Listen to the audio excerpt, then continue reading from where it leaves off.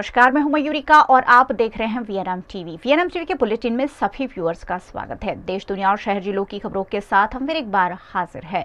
शुरू करेंगे सबसे पहले वीएनएम हेडलाइंस से।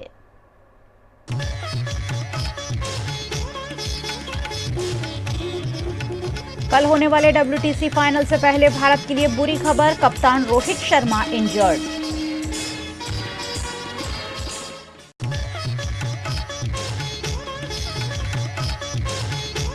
बिहार में ब्रिज बनाने वाली सिंगला कंपनी गुजरात में भी बना रही है ब्रिज। कांग्रेस और आम आदमी पार्टी का विरोध।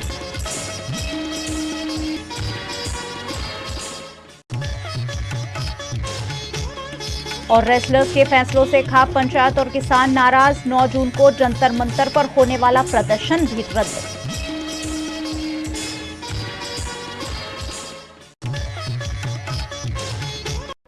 IPL खत्म हो चुका है, लेकिन अब बारी है इंटरनेशनल क्रिकेट की। कल WTC फाइनल भारत और ऑस्ट्रेलिया के बीच खेला जाना है, लेकिन इस बीच भारत के लिए एक बुरी खबर आई है।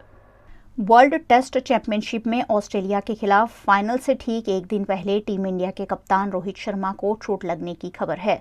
जानकारी के मुताबिक नेट प्रैक्टिस करते वक्त रोहित को बाएं अंगूठे में चोट लगी। मैच से पहले रोहित शर्मा ने कहा कि मैं गेम और चैंपियनशिप जीतना चाहता हूं, आप इसीलिए खेलते हैं। हालांकि रोहित ने इस दौरान अपनी चोट को लेकर कोई बात नहीं की। WTC का फाइनल 7 जून यानी कल इंडिया और ऑस्ट्रेलिया के बीच खेला जाना है। ये मुकाबला इंग्लैंड के ओवल के मैदान पर होगा। वर्ल्ड टेस्ट चैंपियनशिप 2019 में शुरू हुई थी। पहला फाइनल 2021 में भारत और न्यूजीलैंड के बीच इंग्लैंड में खेला गया। खिताब न्यूजीलैंड ने जीता था। 2021 से शुरू हुई दूसरी चैंपियनशिप में भारत और ऑस्ट्रेलिया टेबल की टॉप 2 टीमें बनी हैं, इसलिए दूसरा फाइनल इनके बीच खेला जा रहा है। बिहार में गंगा नदी पर बन रहा पुल अचानक रविवार को गिर पड़ा था और जो कंपनी ये ब्रिज बना रही थी, वही कंपनी गुजरात में भी ब्रिज बना रही है। बिहार में 2 साल में 2 बार निर्माणाधीन भागलपुर ब्रिज धराशायी हुआ है। निर्माणाधीन ब्रिज पत्तों के महल के माफिक भर-भराकर रविवार को गिर पड़ा था। यह bridge SP Singla construction private limited company बना रही थी। ब्रिज बनने से पहले ही 2 बार धराशायी होने पर कंपनी सवालों के घेरे में आ गई है। गौरतलब है कि यही कंपनी गुजरात के द्वारका में सिग्नेचर ब्रिज बना रही है। ऐसे में गुजरात कांग्रेस और आम आदमी पार्टी ने मामले पर सवाल उठाए हैं। बिहार में जे रीते भागलपुर ब्रिज धराशायी थयो अने आपणे सौए दृश्यो जोया, ए जे हरियाणानी SP सिंगला कंस्ट्रक्शन कंपनी छे जे आ ब्रिजनु कामगीरी करी रही हती।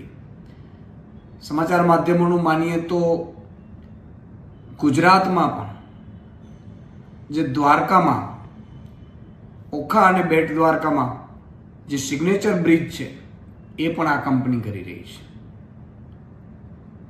सवाल ये थाय छे कि ज्यारे ज्यारे आवी घटनाओं घटे छे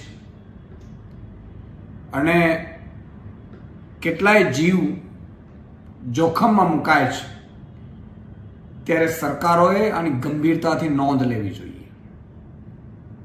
आनी तपास, एनी कामगीरीनी तपास पण थवी जोईए। मान लो एक बिहार में આવી घटना बनी है तो मानी लो कि गुजरात में पण एवं कहेवाय छे कि 2 ब्रिज बने छे आ कंपनी द्वारा, तो एना मटीरियल चेक करवू जोईए, क्या भ्रष्टाचार थयुं छे कि नहीं चेक करवू जोईए अने आगामी समय में आपणे गुजरात में आवुं क्यांय न बने ए गुजरात सरकारे पण अने केंद्र सरकारे पण चेक करवू जोईए। साथे साथे आज कंपनी द्वारा हिंदुस्तानना जेटला पण राज्यों में आवा ब्रिजनी कामगीरी चाली रही हो एनी तपास तलस्पर्शी थवी जोईए। जो आवुं नहीं करिए तो फरीथी आपणे आवी दुर्घटनाओनो भोग बनीशुं, जीव जशे अने 2 दिवस ट्वीट करीने शांत पड़ी जशे। એટલે મારી માંગ છે કે જો આમાં તથ્યો હોય તો આ કંપનીઓ જે બ્રિજ બનાવી રહી છે એની તલસ્પર્શી તપાસ કરવામાં આવે।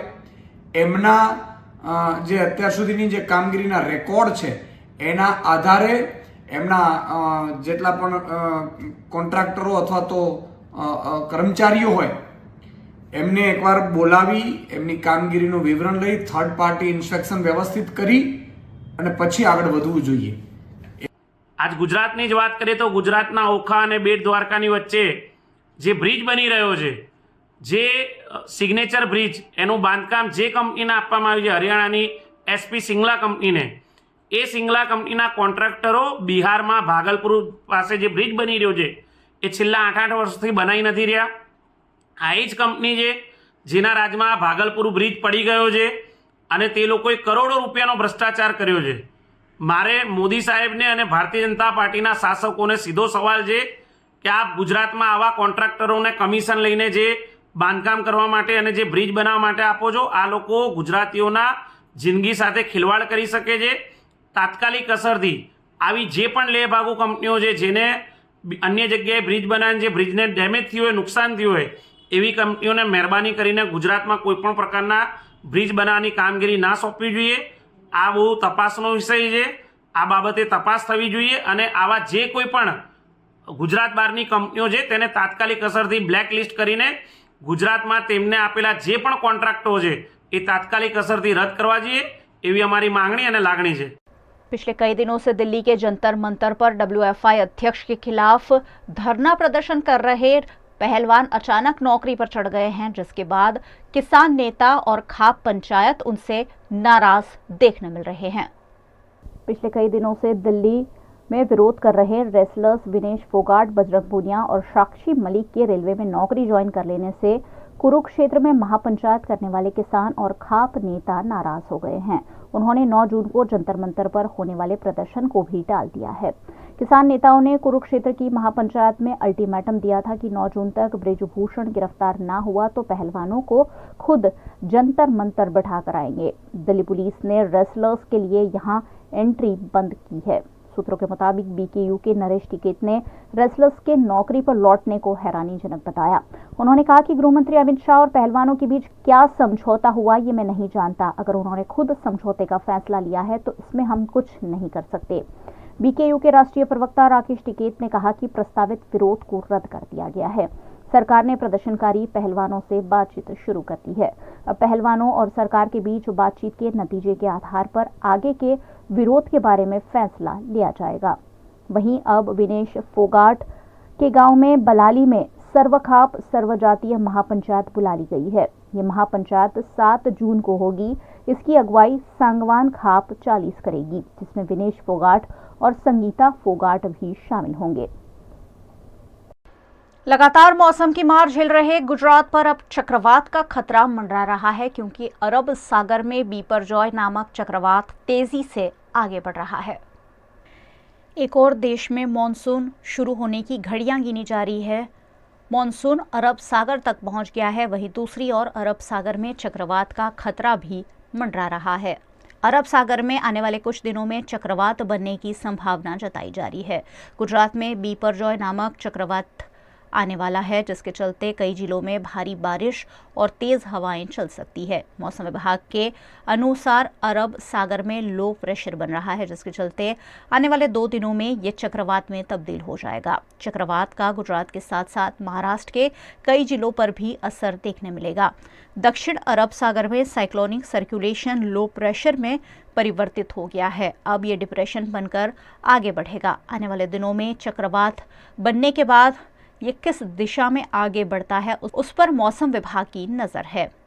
अरब सागर में बनी हुई सिस्टम के चलते ही केरल में मॉनसून पर भी असर पड़ा है. वीएनएम बुलेटिन में वक्त है एक छोटे से ब्रेक का. बने रहिए हमारे साथ. ब्रेक के उस पार भी खबरों का सिलसिला लगातार जारी रहेगा. देखते रहिए वीएनएम.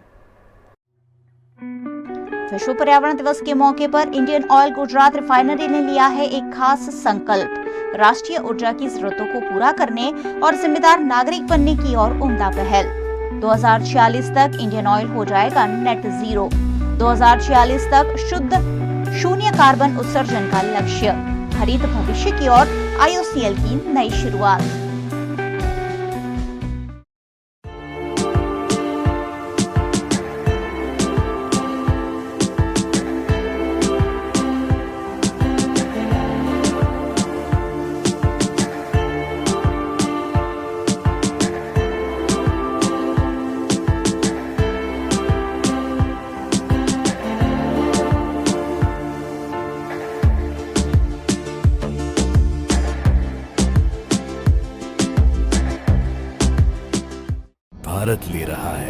इलेक्ट्रिक अंगड़ाई। क्यों ना हम साथ चले, साथ चले, साथ बढ़े, साथ बढ़े, देश मेरे, देश मेरे।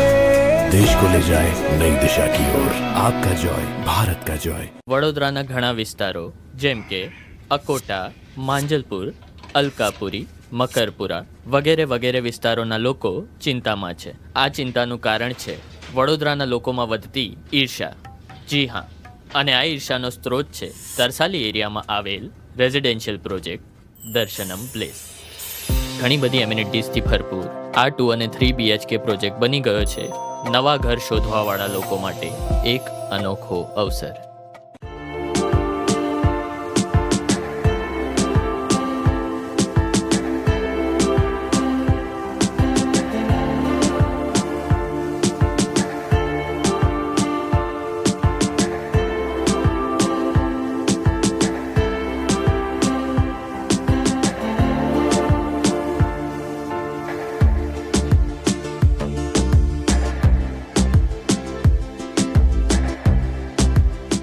भारत ले रहा है इलेक्ट्रिक अंगड़ाई। क्यों ना हम साथ चले, साथ चले, साथ बढ़े, साथ बढ़े, देश मेरे, देश मेरे।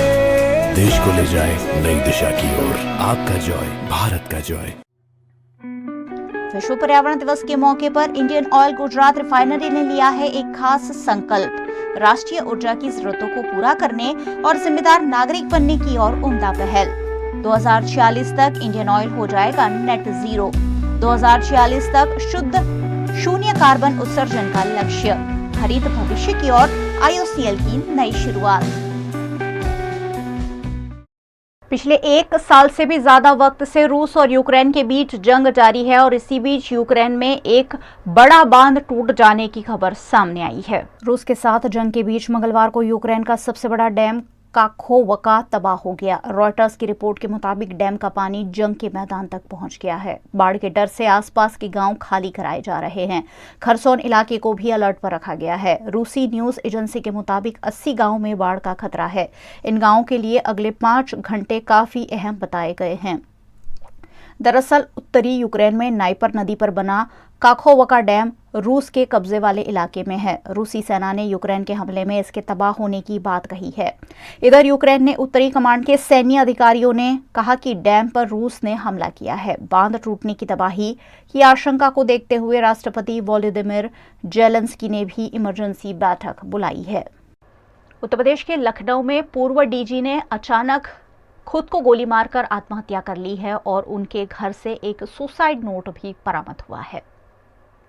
उत्तर प्रदेश की राजधानी लखनऊ में रिटायर्ड डीजी दिनेश शर्मा ने खुद को गोली मारकर आत्महत्या कर ली है। मौके से सुसाइड नोट भी बरामद किया गया है जिसमें उन्होंने कहा कि मैं अब जीना नहीं चाहता हूं, इसके लिए कोई जिम्मेदार नहीं है। अपनी ही रिवॉल्वर से उन्होंने आत्महत्या कर ली। उन्होंने लखनऊ के गोमती नगर के विशाल खंड के अपने घर में खुद को गोली मार ली। पूर्व IPS अधिकारी की अचानक खुदकुशी से पुलिस बेड़े में हड़कंप मच गया है। पुलिस ने उनके शव को बरामद कर पोस्टमार्टम हेतु भेज दिया है और मामले की जांच शुरू कर दी है। सुबह सूचना प्राप्त हुई, चूँकि रिटायरमेंट के बाद भी संबंध हम लोग से रहा है। 25 वर्ष पुराना संबंध रहा है। मेरे IG जोन गोरखपुर हुआ करते थे 1998-99 में। मैं अपना पहला जिला कर रहा था SP के रूप में सिद्धार्थनगर। तब से एक संबंध बना, एक गार्जियन की तरह। दोनों का, सर का और मैडम दोनों का एक विशेष स्नेह रहा। बहुत ही एक्सट्रोवर्ट किस्म के इंसान रहे। क्रिकेट टीम से जुड़े रहे। जब से हम लोग सेवा में आए 90 के दशक में, तब से IAS IPS की क्रिकेट टीम में हमेशा मेरा व्यक्तिगत बहुत रहा। हम लोगों ने साथ कई पारियां खेली, कमेंट्री की। एक बहुत ही जिंदा दिल इंसान, इसलिए उनके इस असामयिक ये जो घटना हुई है वो स्तब्ध कर देने वाली है और विश्वास से परे कि DK शर्मा साहब भी ऐसा कुछ कर सकते हैं। अब वो सब तो जांच का विषय है, ऐसा कुछ नहीं बता सकता मैं। हम सभी, पूरा उत्तर प्रदेश पुलिस में कह सकता हूँ, जो भी इनसे जुड़ा हुआ है, जो भी 1975 बैच के IPS अफसर DG रैंक से रिटायर हुए, एक जिंदा दिल इंसान, एक अच्छे अधिकारी, एक अच्छे इंसान, अच्छे लिखने पढ़ने में, हम सभी दिल से कष्ट में हैं। वीएनएम न्यूज रूम से आज बस इतना ही। वीएनएम के समाचारों को आप रोज रात 9 बजे फेसबुक और यूट्यूब पर तो लाइव देखते ही है, साथ ही डेली हंट, वोडाफोन टीवी, जियो टीवी और 498 नंबर के चैनल पर जियो टीवी फाइबर पर भी वीएनएम टीवी को लगातार 24 घंटे देखा जा सकता है। देखते रहिए वीएनएम, जुड़े रहिए वीएनएम के साथ। नमस्कार।